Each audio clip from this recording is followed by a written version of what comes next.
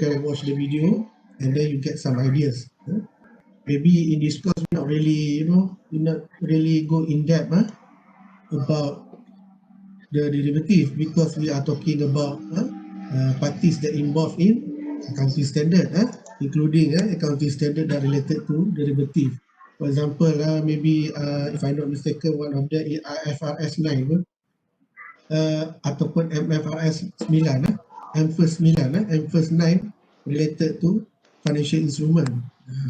That is one, that controversial one, accounting standard.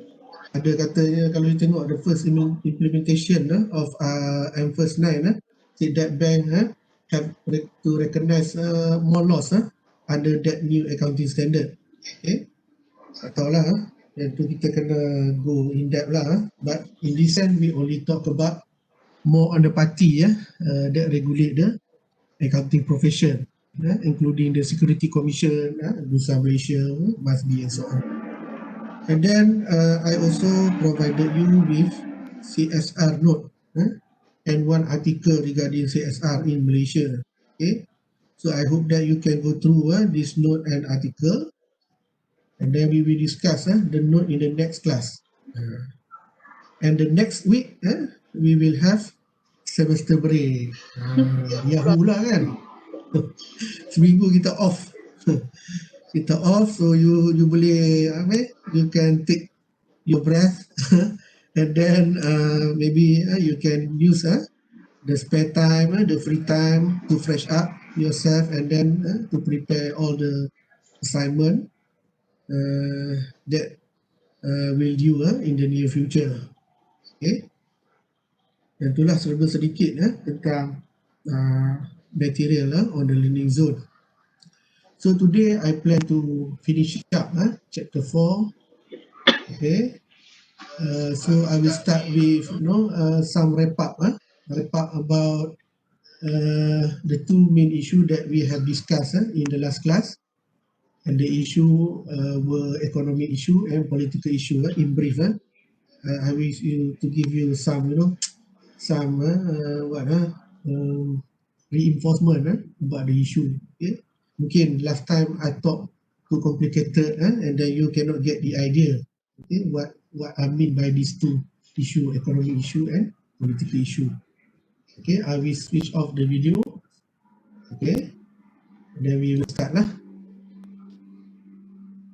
Okay, before that, let me see the participant. Okay, 35. That means that one student have yet joined the class. Including me, should be 36. Okay.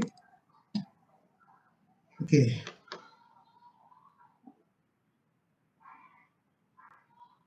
Okay, last class we discussed the nature, the importance of accounting standard and the structure accounting standard based on the Baxter and so on. We also discussed the two main issue instead of two main issue regarding standard setting process. Okay, first of all about economic issue. Okay, to be simple, economic issue, uneconomic issue, information is viewed as commodity or trading commodity. It's like other commodity, something that you can trade off or you can it depends on the demand and supply. Okay, of course for the user we expect the company to disclose more information, okay, as much as possible but for the company or the preparer of information, they try to minimize the information provided to user, because more information means that more cost. So at least for us to inform for the company or for the user to consider about the amount of information to be disclosed based on the marginal benefit and marginal cost. So in this sense, marginal benefit at least must be equal to marginal cost. Okay, so this is normal. This is what we call it make sense, general thinking saja. Because we know that when we want to do something, including disclosing information, we have to consider cost versus benefit. Okay, so we expect that benefit higher than the cost itself. If the cost higher than the benefit, it's more likely that we don't want to take the action. So in this sense, to disclose more information. Okay, So you can see that there are social benefit and then the social cost, the example there. And then the second one, we talk about political issue regarding the standard setting or regulation, lawmaking process in general. Okay, what are the political issue involved? So in this sense, we can see from three sub theory or three main theory under regulatory approach. Okay, not limited. And there maybe ada some other theory that we can explain the regulation process, but uh, in this class we only discuss three of them. Okay, first public interest theory, right? Okay, so from the name you can see that the regulation expect to give benefit to the people in general, because public here means public in general lah. So I give you example about employee benefit, because I believe that this kind of standard will affect most of the party in the economy, including yourself. Because when the accounting standard ask the company or make compulsory for the company to recognize the employee benefit, that means that the company safeguard your interest as employee. So if I'm not mistaken, based on the latest statistic, so there are 50 million, more than 50 million employees or workers working adult in this country.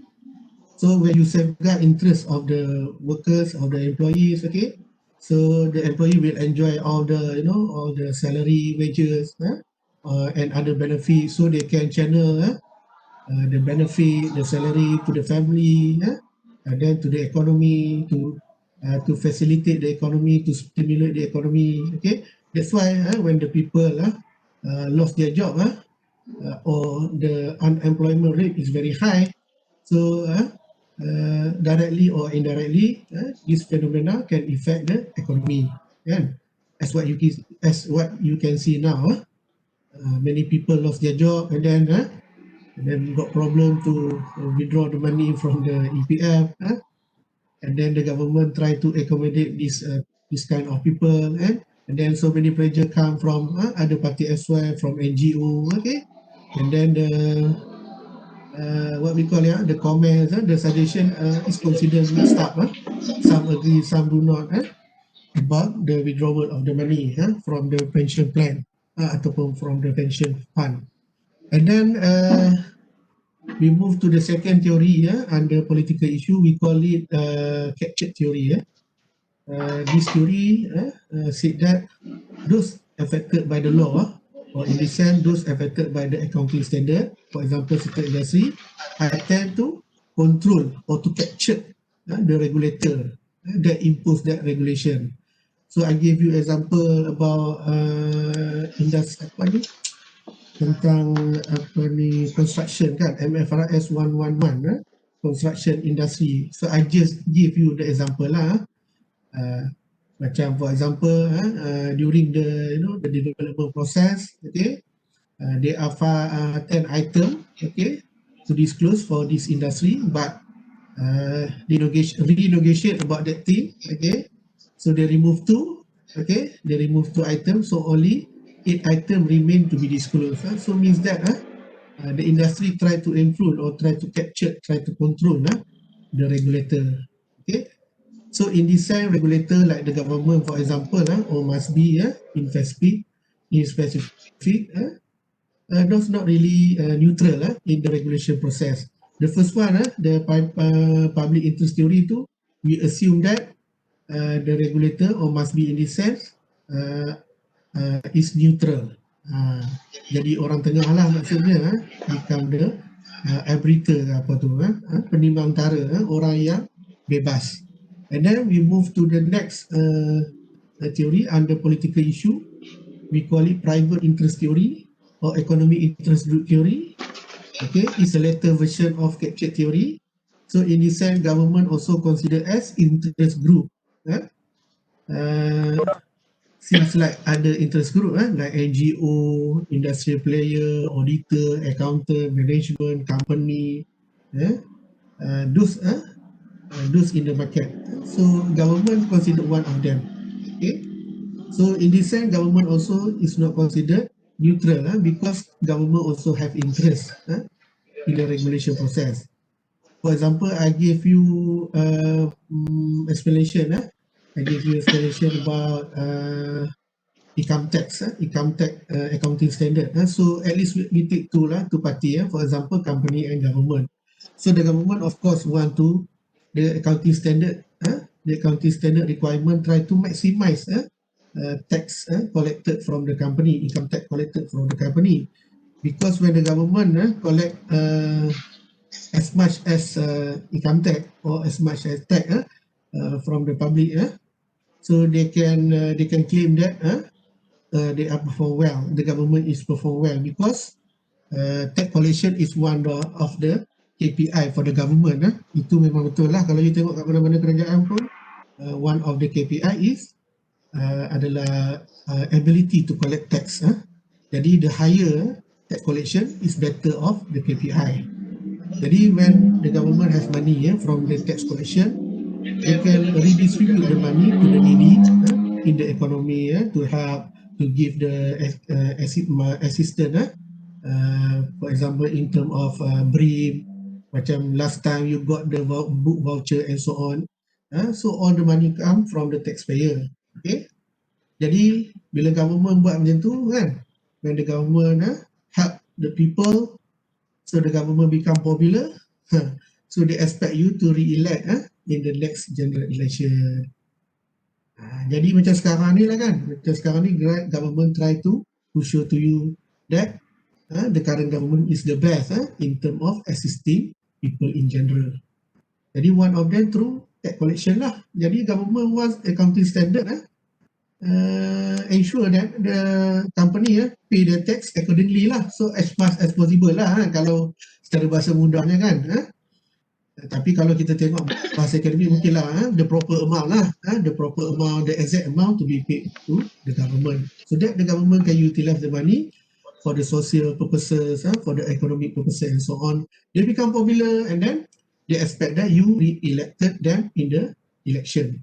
Ni dalam UUM pun ada kan, online election apa semua tu kan. So you can assess lah the candidate, whether the candidate eligible or qualified or not to represent yourself. So far ni kalau saya face to face, saya selalu kutuk tau. Saya selalu kutuk MPP. Majlis Perwakilan Pelajar tu saya suruh kutuk dia orang dalam kelas. Dia orang panas lah kalau dengan saya. Sebab saya rasa tak berapa ada impact sangat. For me, from my point of view, you should strive for basic thing, basic accommodation for the student. Jangan cakap pandai cakap pandai je tak guna.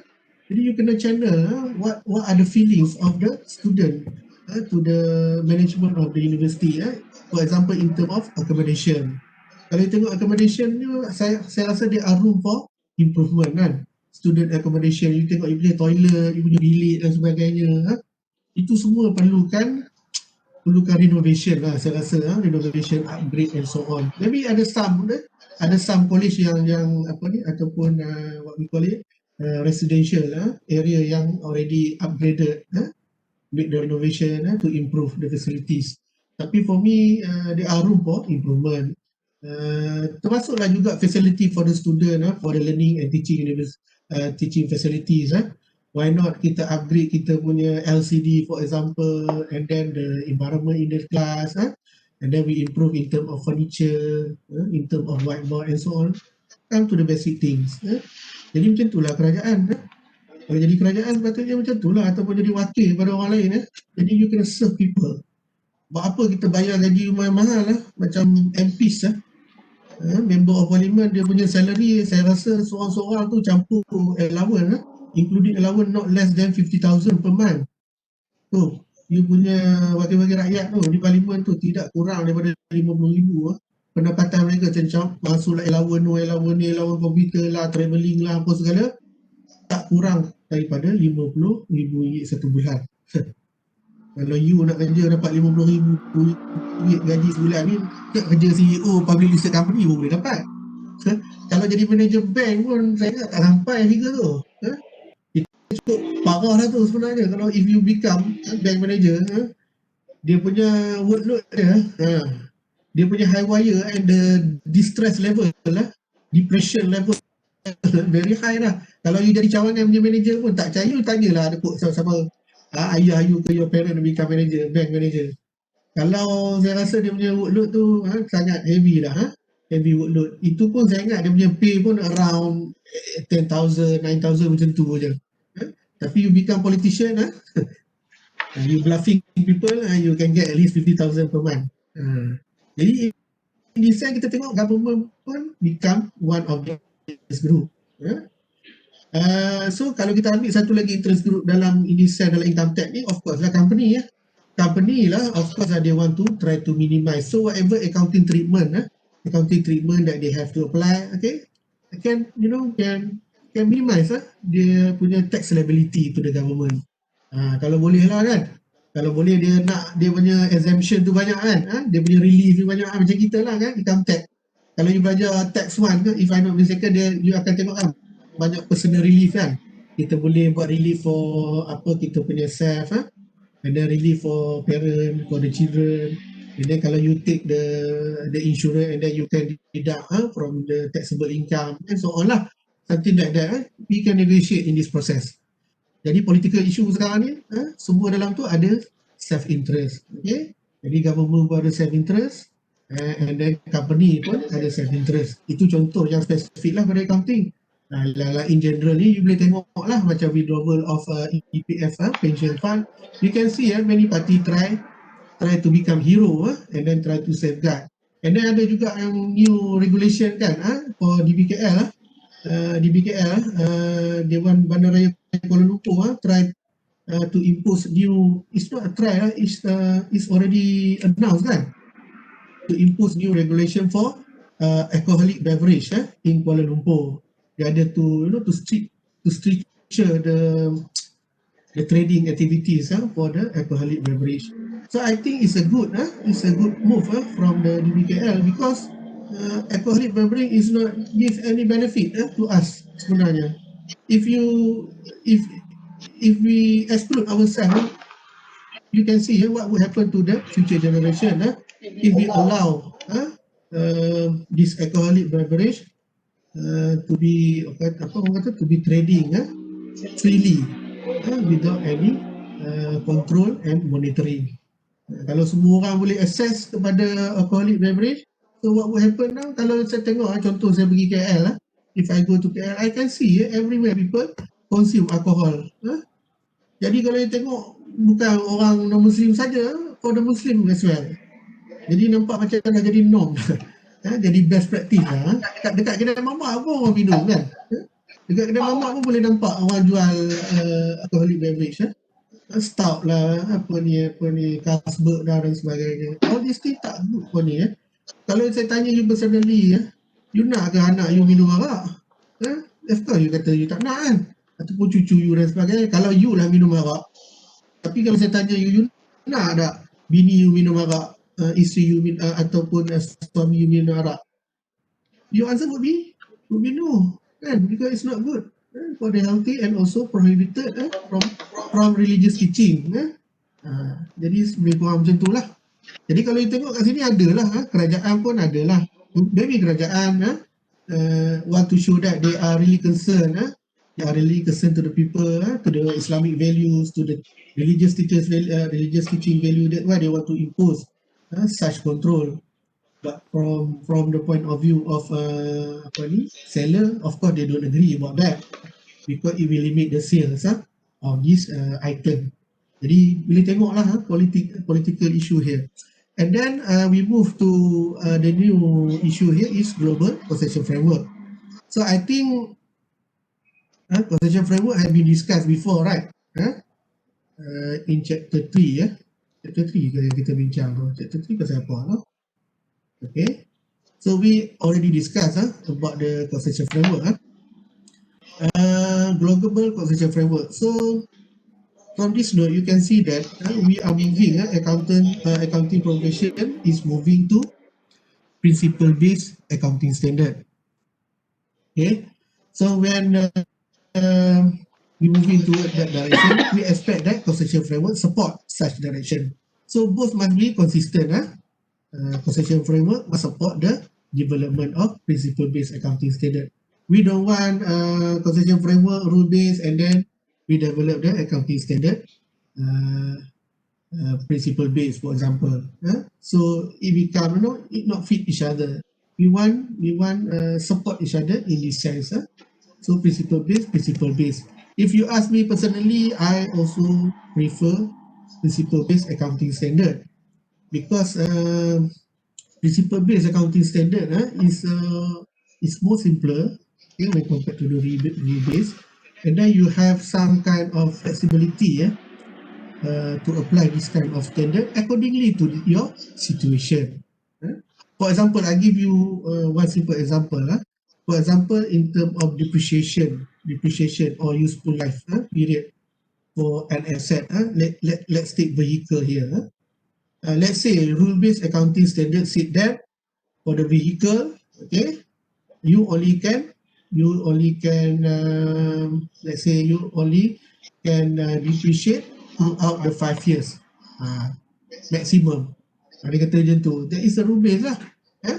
So they give you the clear cut for the depreciation period. Okay, but for the principal base, maybe in the accounting standard stated that the useful life of the asset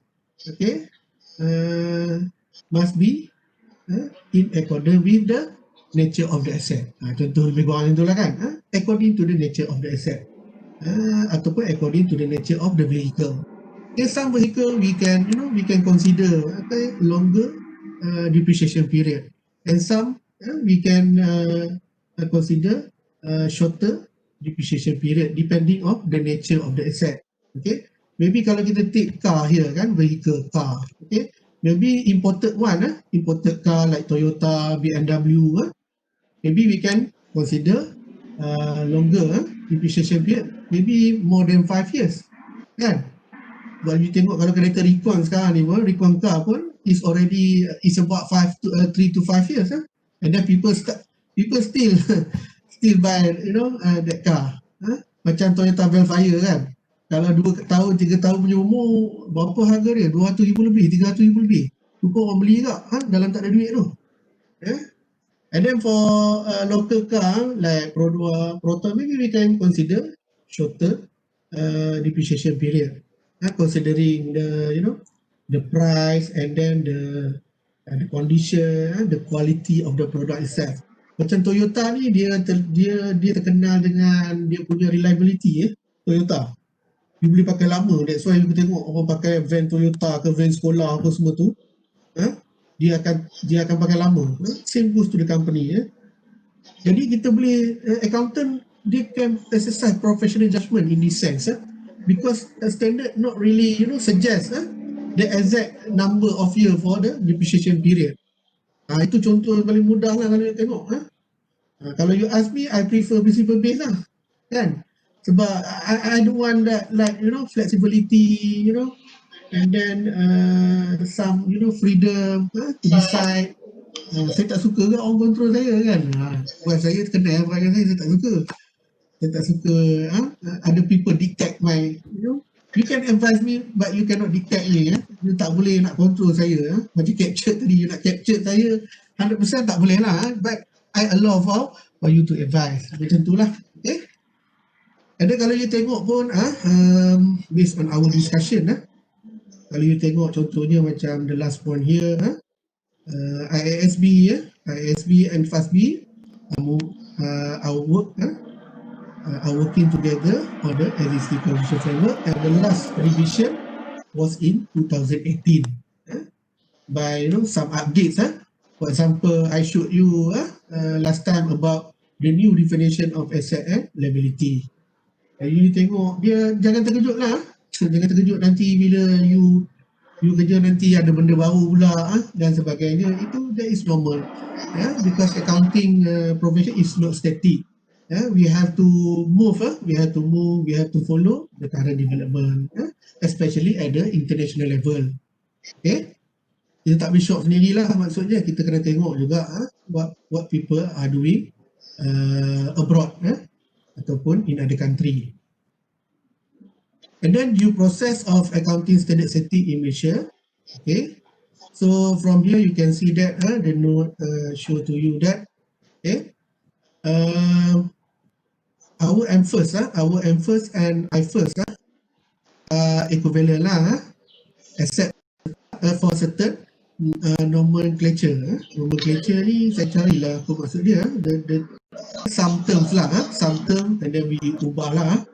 Mungkin the standard tu IFRS and then we change to MFRS. And then some term yang relate to our country, to Malaysia for example, and then we change accordingly. Okay. Adalah lebih kurang macam tu lah. Tapi if you put side by side between these two standard, the same standard, for example MFRS 101 and IFRS 101 for example, so you can see maybe more than 90% similarity between the two standard. Okay, maybe some first they add some paragraph to suit the local environment. I don't know what really they change in the standard. But for Islam, for government accounting standard, for example, last time when we give comment, we ask the Jabatan Accountant Negara, Accountant General Office, to change certain term about the government layer or the government level in the standard, because in Malaysia we have three layer of government. Unlike other country maybe they have different structure.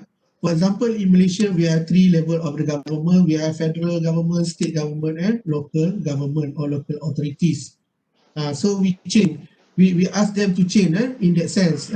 Ada something not really reflect the Malaysian environment. But I think more than 90%, 95%, we maintain because the standard is considered suitable. Most of them are considered suitable in the local context. Maybe some part saja, ataupun maybe in Malaysian version we add some appendix, some illustration to reflect the local environment. Lebih kurang macam tu lah. Tapi tak ada beza, jangan takut. Maksudnya kalau if you understand M first and then you can understand I first and vice versa. So if you are quite familiar with M first, let's say you want to go to Singapore and then to work there, so no problem at all if you want to understand the company that use I first.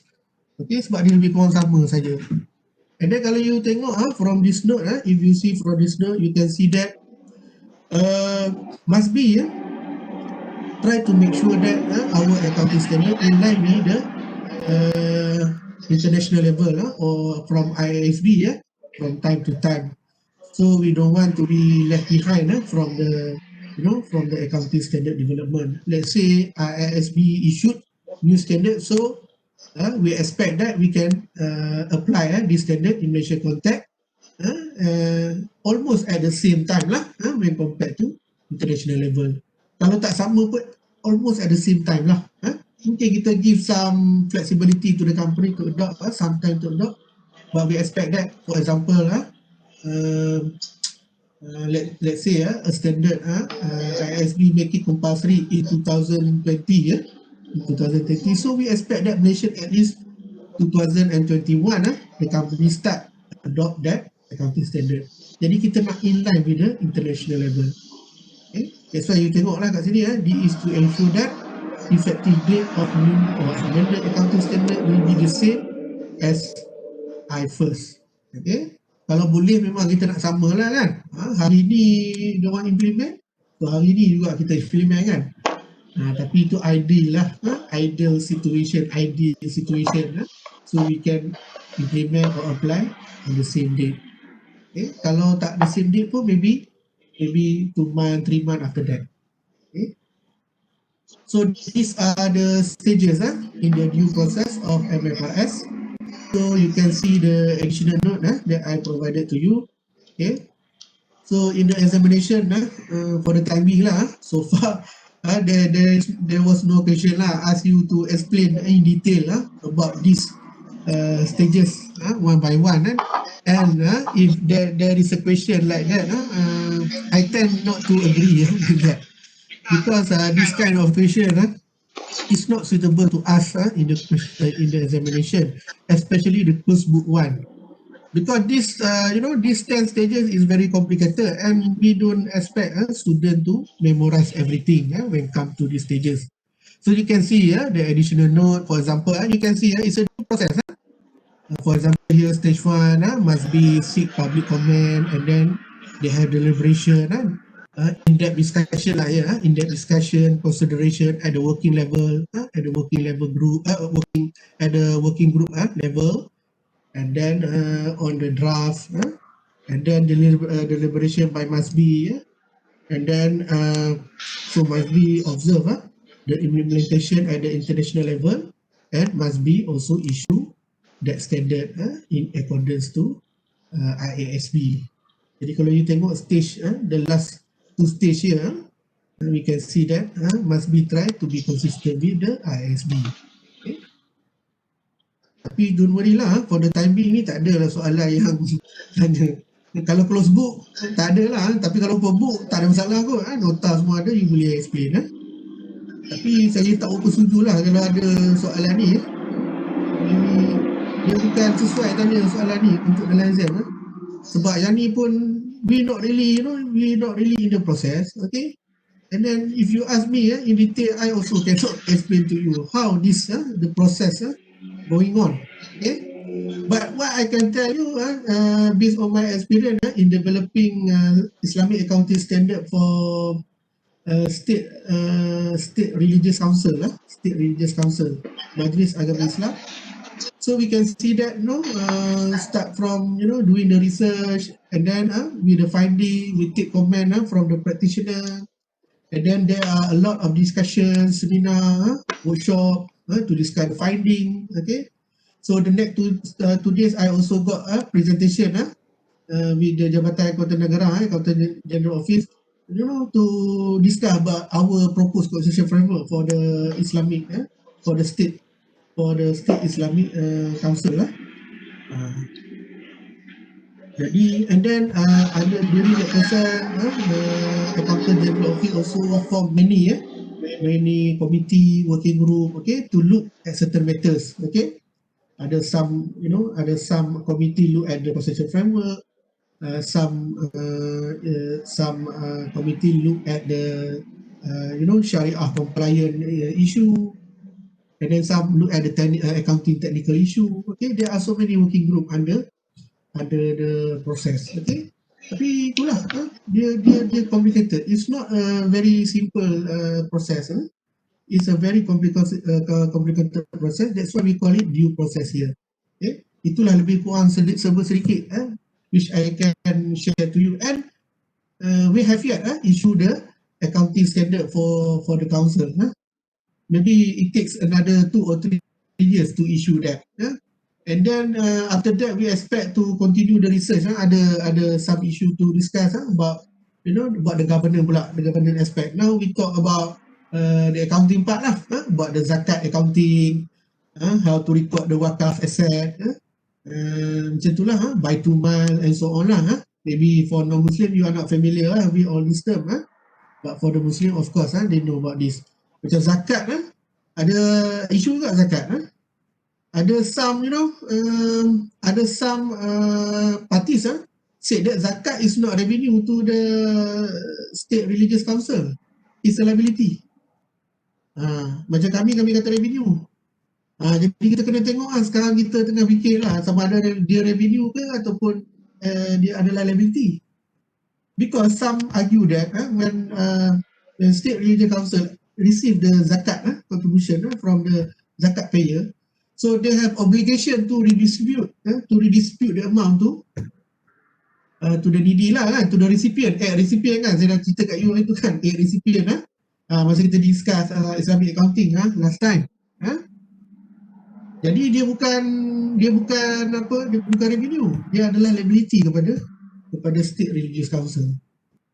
Dan kalau kita nak become give some freedom, dia only part of the collection tu revenue to the state religious council. Bahagian amil kan, bahagian siapa manage the fund tu, bahagian amil saja. Yang the rest kita consider as liability. Tapi the council memang tak agree lah kalau you consider as liability, sebab makin banyak you collect, makin banyak liability you. kan? Kalau you tak redistribute effectively to the recipient. Jadi bila kita buka dia punya financial statement, kita tengok dia punya apa tu? Kita tengok dia punya statement of financial position, tengok liability tinggi under zakat fund. Jadi it's not good for them lah, for their KPI. It's not good for their KPI. Contoh dia macam tu lah. Jadi banyak isu when it comes to accounting standard development. Itulah sebab sedikit experience yang saya boleh kongsi but when it comes to this conventional one, I don't really get involved, not really involved. Sometimes we make some comments lah when the must be asked to comment, then we provide our comment. So this one the stages, the 10 stages that show in figures lah, figures we can see here.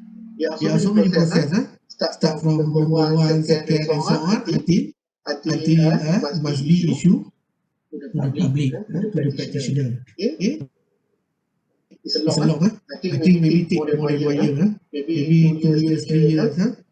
When for example limited in financial framework case, concession framework case is more than 20 years to develop the concession framework.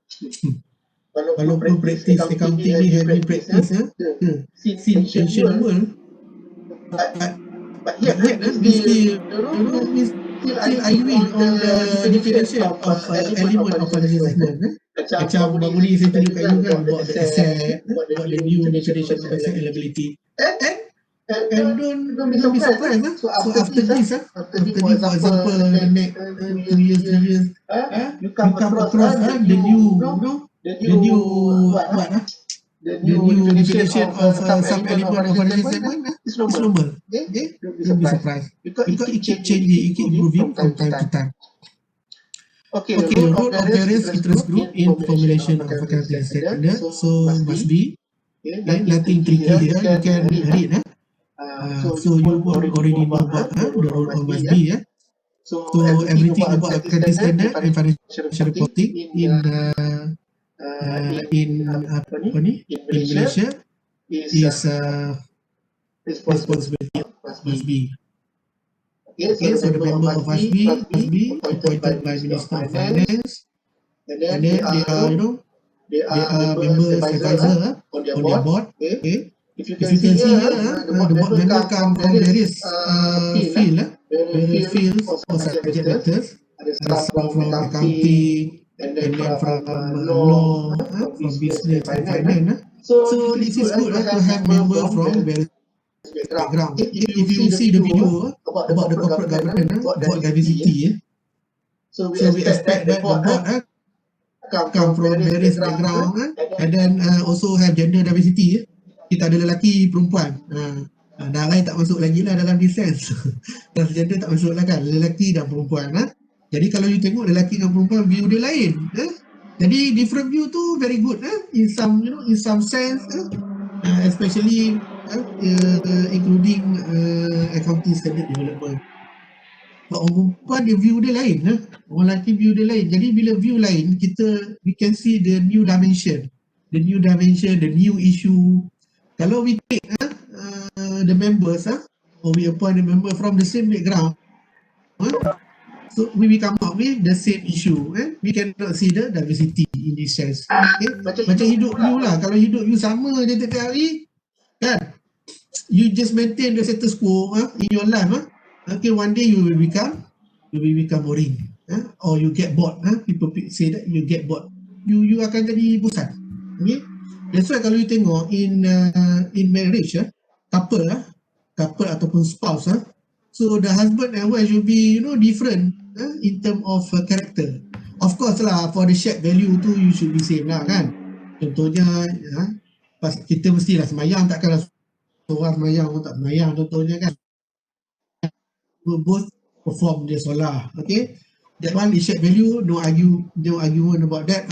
For example, in term of color, about the food preference. Okay, the difference between the spouse, so they can give some variation, some colorful in your life. That's why kalau you want to find your life partner here, I mean your spouse, husband and wife, please pick up someone that against you or different with your own character. Baru you punya rumah tangga. This is based on the study, so you can live in harmony. Kalau sama saja dia akan jadi boring dan dia akan jadi masalah. Contohnya kalau you jenis agresif, husband you pun agresif, itu yang jadi perang dunia keempat kelima tu. Kan? Dia jadi tak syok. Dia jadi sama-sama keras. Macam saya agresif. Saya jadi outspoken. Tapi wife saya jadi slow. Dia jenis lembut saja. Jadi dia okey lah dengan saya. Dan saya pun okey dengan dia. Jadi kalau perempuan cakap banyak, nak tunjuk pandai, saya tak boleh. Saya jenis keras kepala sikit. Contoh macam tu lah. Tapi bukanlah bermaksud saya ni jahat. Tak, that is my character. Because based on the background, some people have some character. Jadi, same goes to the members of MASBI. Dia mesti come from the different parties, different angle. Kita can, baru use and then kita develop one accounting standard that is solid, refined, and then acceptable to everybody. Version barulah yang kata tak okey. Okay? Yang lain-lain tu boleh baca lah, no? Dia straightforward je ni apa. The must be vision to develop and promote high quality accounting standard. Consistent at the national, at the international level. Benefit for those affected by them lah, by the standard user, preparer, auditor, and so on. So these are the role of MASBI. Okay, so if you can see here, all about standard lah. As a new standard lah, review existing standard, differ some application of standard. Okay, collaboration at the international and national level. Okay, and then contribute to the development of certain accounting standard, and also provide consultation, workshop, and so on lah. If you notice, you can go to MASBI website.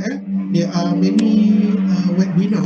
Sekarang ni dah sebab COVID-19 ni, banyak standard setter, MIA, MIPA and so on. Dia dah buat webinar. Bukan seminar kan. Dulu we call it seminar, right? Last time we call it seminar, face-to-face. Face-to-face seminar. Now online we call it webinar. So modus operandi dia sama je lah. The way of operation for both is equal lah. Beside online and face to face. Okay. So from time to time MASBI will organize workshop, seminar, hands-on experience transfer and so on. Okay, about the application accounting standard. So this also under MASBI. MIA pun ada buat juga. But sometimes dia make collaboration with MASBI when it come to accounting. Okay. Ada juga yang buat dengan organisasi lain, dengan SC ke, dengan Security Commission Bursa Malaysia, ada. You can see, you can go to the website. Okay, Bank Negara. So it's a statutory body or half government. So it's governed by the central bank. The role of Bank Negara is to promote monetary and financial stability. So, bank and financial institution in Malaysia, in particular, got to follow the Banking and Finance Act, or we call it BAFIA. Yani, I think you have read this in your financial paper under finance. So they are abide by. They have to follow to comply with this BAFIA Act. Besides that, the Bank Negara also make it compulsory to the bank and financial institution to apply MFIRST in Malaysia for the bank and financial institution. So I just search on internet about what are the major accounting standard that bank and financial institution apply in Malaysia context. One of them is MFRS 9, MFIRST 9, financial instrument. Something to do with loan apa semua tu lah. Loan lah, apa ni, all the what we call it capital instrument, financial instrument, currencies, commodities, marketable securities, all these things. Tapi bank ni banyaknya dia punya instrument, financial instrument tu banyaknya loans lah, kan? Loans dengan derivative lah. So derivative tu you can see from the video. Jadi saya tak cerita sangat dah lah kat sini ya. Cuma saya touch sikit-sikit ya lagi ya. Jadi kalau you tengok situ bank and financial institution in Malaysia also got to apply MFIRS. Okay, so one of them is MFIRS 9 on financial instrument. And I believe that financial instrument is something that something that is complicated. Macam you nak tengok bond apa semua tu kan, bond, marketable securities, and then ada yang macam derivative tu, we have some type of derivative, ada swap, ada yang option, and then we have forward contract, future contract and so on. So this not really easy to understand unless you really do that, you really involved in that process. Okay. I also don't have a good knowledge in this sense, in this financial instrument, derivative and so on. Okay, maybe you are better than me in this sense. Okay, but if you want to know what we mean by this derivative, for example, you can go to the video that I provide to you. In other words, you can say that bank dan negara also contribute to the application of accounting standard, but in this sense among bank and financial institution. Jadi dia kena right away lah. Macam company A lah kan. Company A also stated that you have to follow financial reporting framework in Malaysia contact for the company. Jadi state here and there about the application of accounting standard. So in this sense, negara play important role in bank and financial institution contact. Dia penting kan sebab dia mainkan duit tengok tu regulation institution carrying on business, the banking, finance company, merchant banking, discount house and so on, broking house, broking business and so on, remiser lah apa semua tu. And then we got security commission. Okay, I think this one also related to one of them is financial instrument as well. Okay. And then securities here apa? Contohnya macam apa? Shares lah, equity share, debentures, bond, preferred shares, derivative. As I mentioned before, we have swap, option, future, and forward contract. Okay. So in short, I can say that Security Commission oversight the capital market in Malaysia. Okay, including Bursa Malaysia. So this is independent party or independent commission that oversight capital market in Malaysia. You can search on internet about the role of Security Commission, but in short, I can say that this is the independent party, okay, that oversight the capital market in Malaysia. So what are the capital market? Like security, security here mean equity share, preferred share, debentures, bond and so on lah. Derivative yang tadi saya cakap tu lah, swap, apa tu lagi kan, option, future and forward contract. Okay, mesti hampa ada fikir benda menatang apa pula ni what all this jargon option, swap, future and forward mungkin you boleh tengok video tu lah. Saya rasa video tu akan membantu you to understand this. Okay, and then it has statutory power to enforce compliance with if regulation, including the application of accounting standard. Jadi contoh pun boleh bilang sama lah. All this dia derivative pun dia under financial instrument if I'm not mistaken. Okay, ataupun ada some some accounting standard yang affected for the capital market. Tapi yang ni under capital market normally public listed company of course lah, like the normal company lah, they apply accounting standard in all aspect, income tax lah, about the financial instrument, and then employee benefit, semua tu dia akan apply, tak ada masalah. Okay, sebab yang what may different between company yang in this market and other this company offer share to public, kan, public listed company. Okay, one of them lah yang major in the capital market. Okay, and then Security Commission issue Code of Corporate Governance.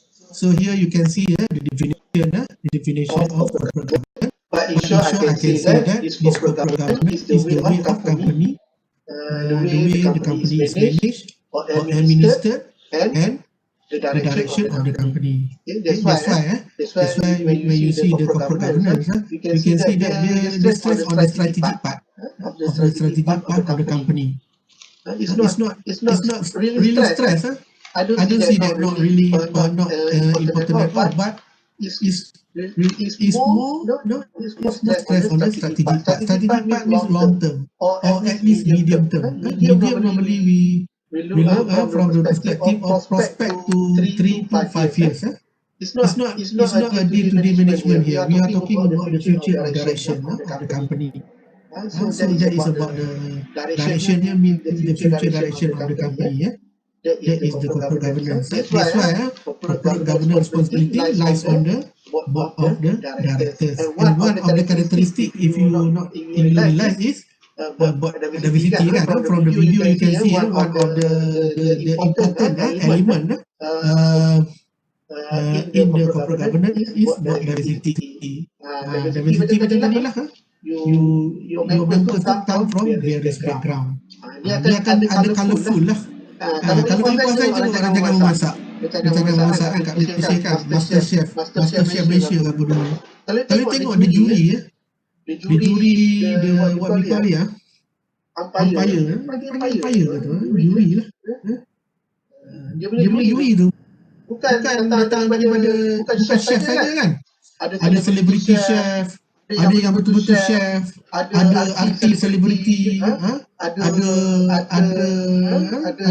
juri jemputan kan, juri jemputan daripada bidang-bidang lain, daripada business, from corporate entities, they come and give the comments, give the mark to the contestant.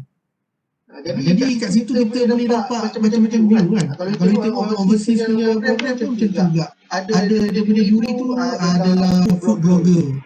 Dia bukan semua chef. Ada orang yang buat vlog, vlog kita panggil, yang you pergi melawat sana sini tu.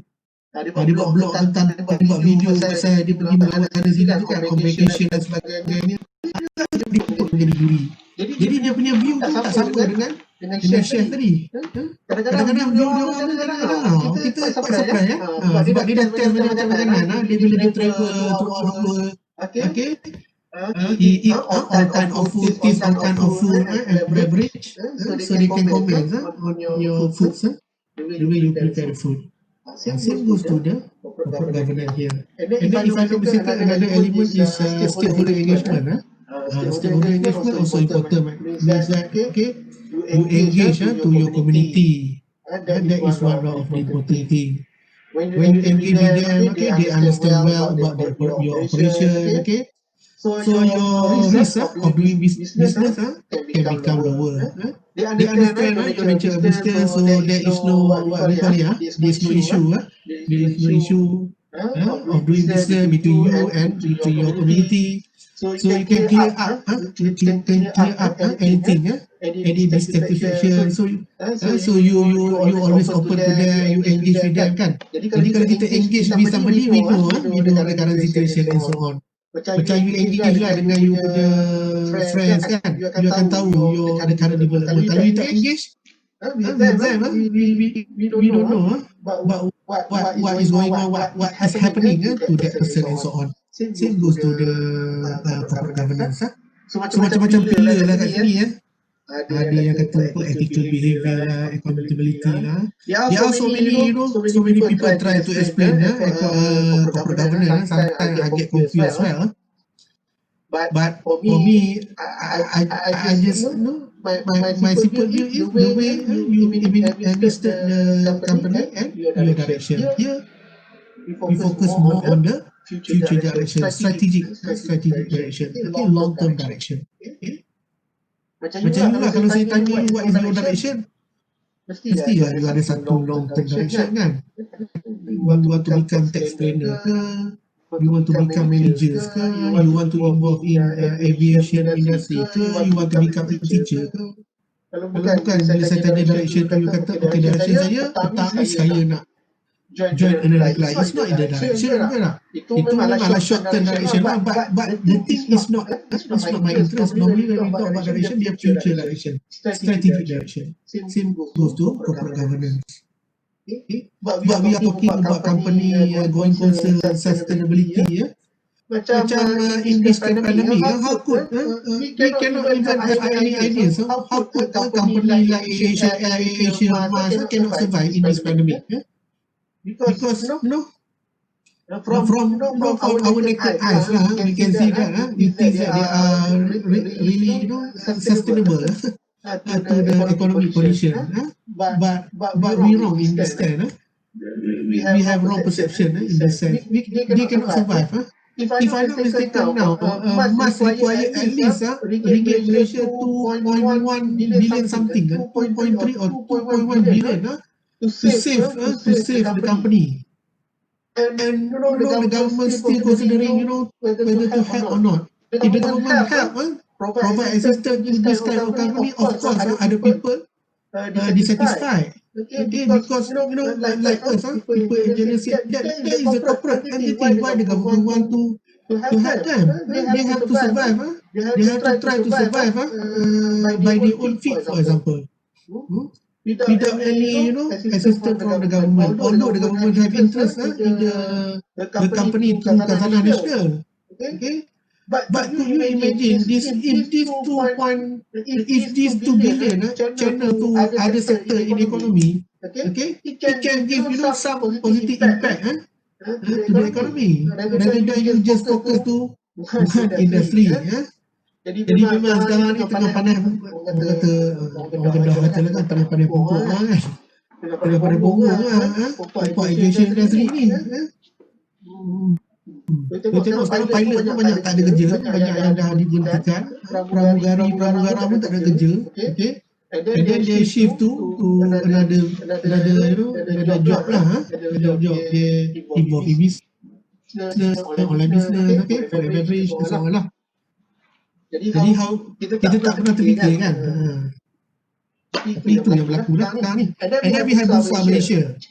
Okay, Bursa Malaysia is a exchange holding company. Okay, Bursa Malaysia formerly known as Kuala Lumpur Stock Exchange. So in other words, it's a stock exchange lah kan.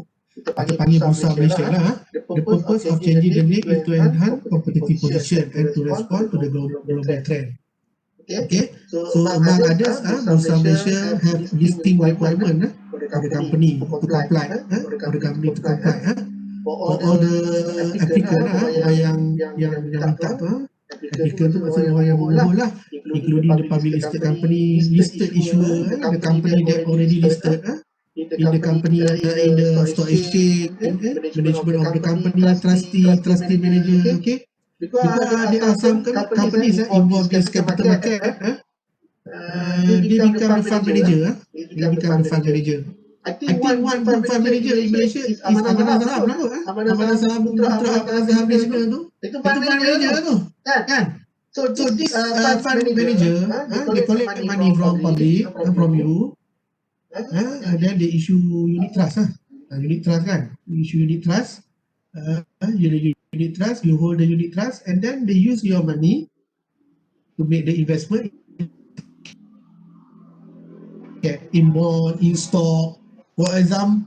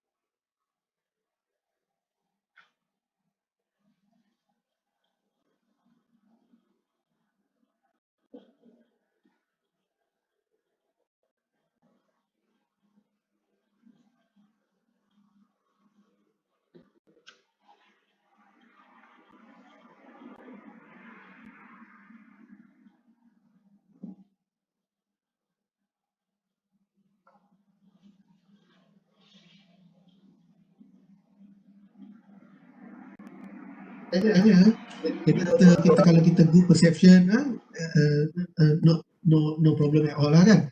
But for me, I'm not really confident. Okay, so I don't have any money. Besides that, I don't have any. I don't have orang kata apa much money to invest in ASB ASN.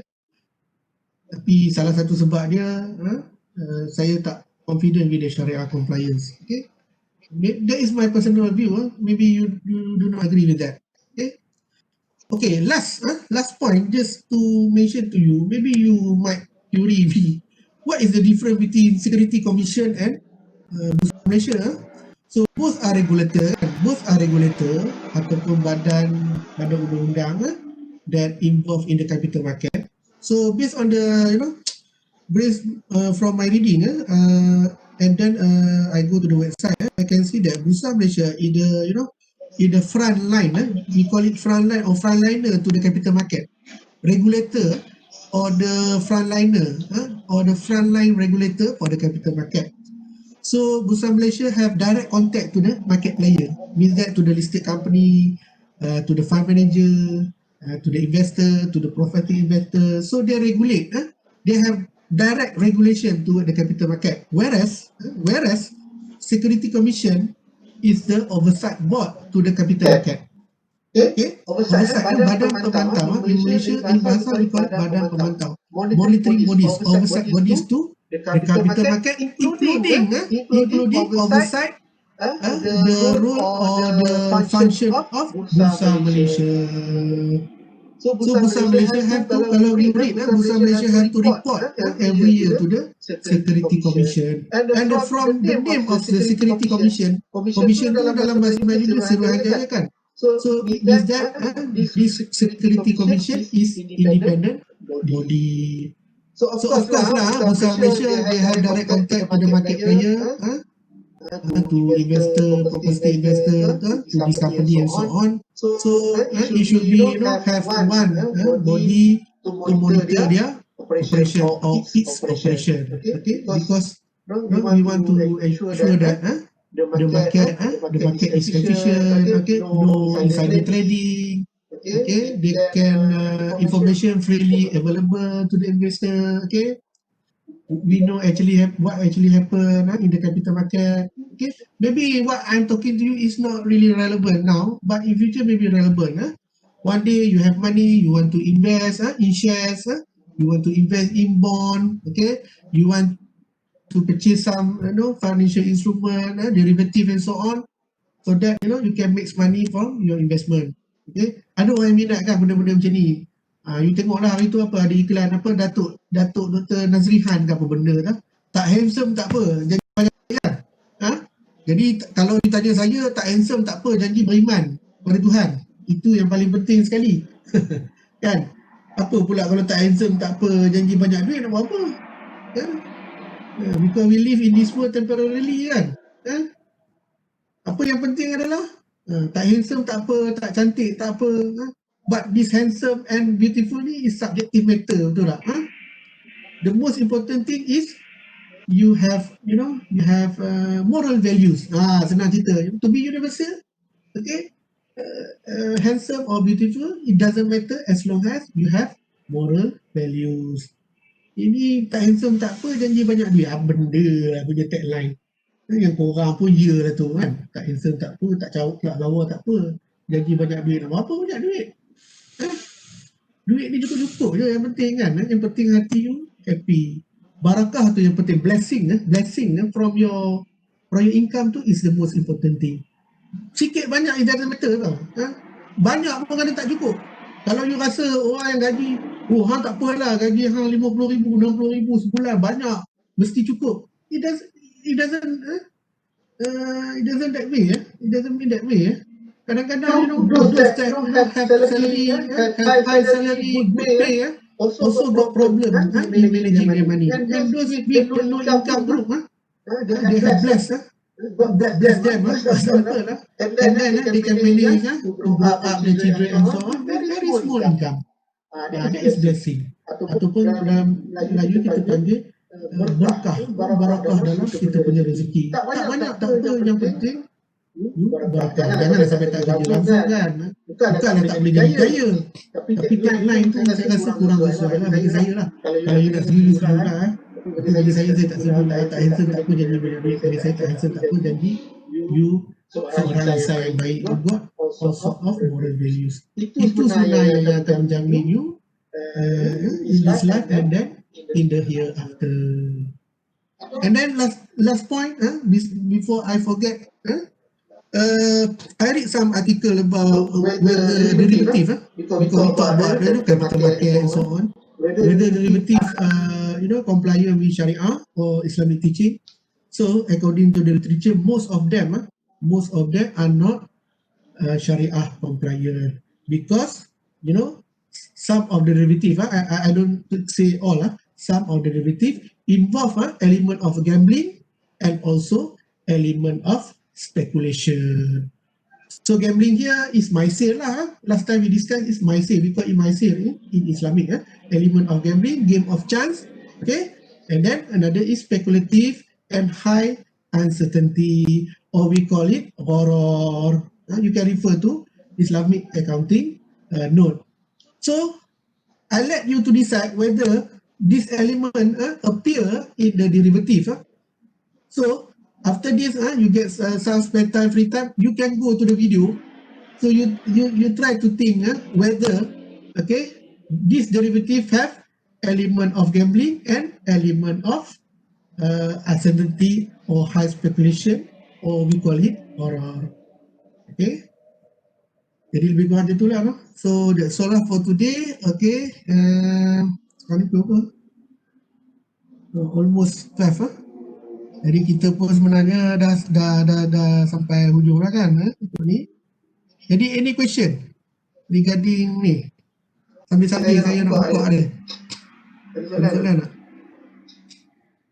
Boleh faham no? Ada tak? Boleh dapat no?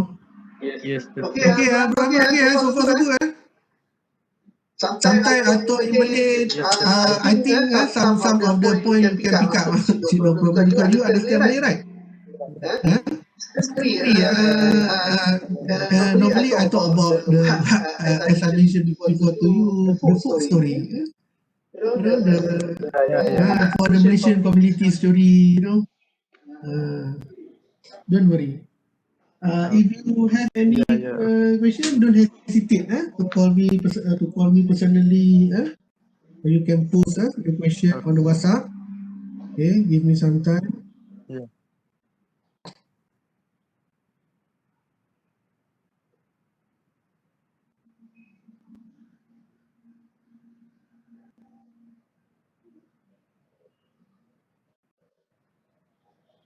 Today. Okay.